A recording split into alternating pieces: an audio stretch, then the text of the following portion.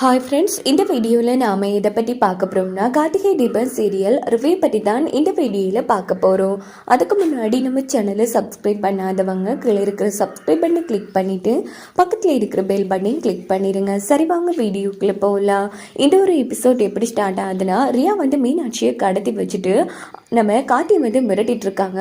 என்னோட வீடியோ ஆனந்த்கிட்டே காமிச்சா மீனாட்சியை கொண்டு போட்டுருவேன்னு. இருந்தாலும் கார்த்தி பிரில்லியண்டாக யோசிச்சு நம்ம மீனாட்சியை ரியா கிட்ட இருந்து காப்பாத்திடுறாங்க. இந்த பக்கம் நேரா மண்டபத்துக்கு போலீஸ் வராங்க. ரியா அரெஸ்ட் பண்றதுக்காக. என்ன கார்த்தி கம்ப்ளைண்ட் கொடுத்துடுறாங்க, மீனாட்சியை கடத்தினது ரியான்னு. இந்த பக்கம் ரியா மிகப்பெரிய நாடகம் போட்டுட்டு இருக்காங்க, நான் கடத்தவே இல்லை அப்படின்னு. அப்போ நம்ம தீபா ரியாவா அடின்னு அடிக்கிறாங்க. ஏடி உனக்கான ரகசிய வீடியோவை ஆனந்த் மாமா கிட்டே காட்டு போறோம்னு தெரிஞ்சுதானே நீ இப்படி விஷயம் பண்ணிட்டு இருந்த. ஆனந்த் மாமா கார்த்திக் சார் உங்ககிட்ட ஒரு முக்கியமான விஷயம் பேசணும்னு சொன்னாங்கல்ல, அது இதுதான். இவளாலதான் என் புருஷனும் அந்த வீடியோ உங்ககிட்ட காமிக்காம விட்டுட்டாரு அப்படின்னதும் என்ன தீபா சொல்ற அப்படின்னு ஆனந்த் கேட்கறாங்க. உடனே ரியா பேசின அந்த வீடியோவை காட்டி ஆனந்த் கிட்ட போட்டு காமிக்கிறாங்க. இதை பார்த்து ஆனந்துக்கு தூக்கி வாரி போடுறது ரியா. இதெல்லாம் நிஜமா அப்படின்னு கேட்டது நம்ம அதிக ஆனந்த் இது எல்லாமே பொய் அப்படின்னதும் ஆனந்த் அடினா அடிக்கிறாங்க ரியாவை.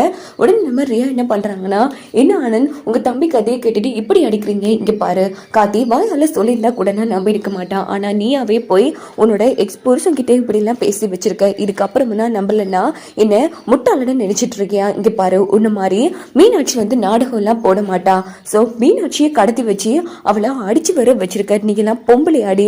அன்னைக்கு மீனாட்சியை ஒருத்தன் கூட சேர்த்து வச்சு நீ பேச எடுக்கும் போதே உன்னை வீட்டு விட்டு விரட்டி அடிக்காம விட்ட பாரு. அதான் நான் பண்ண தப்புச்சு. உன் கதையை கேட்டு என் குடும்பத்தை நான் எதிர்த்து கடைசியில என் குடும்பத்துல நானே ஒரு வில்லனா மாறிட்டேனே அப்படின்னு ஆனந்த் ரொம்ப வேதனைப்பட்டு அழுதுட்டு இருக்காங்க. கார்த்தி தீபா என்ன மன்னிச்சிருங்க, ரெண்டு பேரும் எவ்வளவு தூரம் சொன்னீங்க, ஆனா நான் தான் கேட்காம விட்டுட்டேன், என்ன மன்னிச்சிருங்க அப்படின்னு சொன்னதும், அண்ணன் நீ அண்ணன் என்ன எதுக்கு இப்படி பெரிய வார்த்தையெல்லாம் பேசுற, அதான் நீ பண்ண தப்ப உணர்ந்துட்டலங்கிற மாதிரி தீபா கார்த்தி ரொம்ப பெருந்தன்மையா பேசிட்டு இருக்காங்க. இன்னொரு பக்கம் அபிராமி காலையெல்லாம் விழுறாங்க. என்ன மன்னிச்சிருங்கம்மா, உங்களை கஷ்டப்படுத்திட்டேம்மா, நான் உங்களை கஷ்டப்படுத்தின மாதிரி மற்ற உங்க ரெண்டு பசங்களும் கஷ்டப்படுத்தல, என்ன மன்னிச்சிருங்க, நான் ரொம்ப தப்பு பண்ணிட்டேன் அப்படின்னதும், என் பிள்ளையா எப்போ நீ திருந்துட்டியோ அப்போலே நான் உன்னை மன்னிச்சிட்டேப்பா ஆனா அதேங்கிற மாதிரி நம்ம அபிராமி ஆறுதல் படுத்துறாங்க.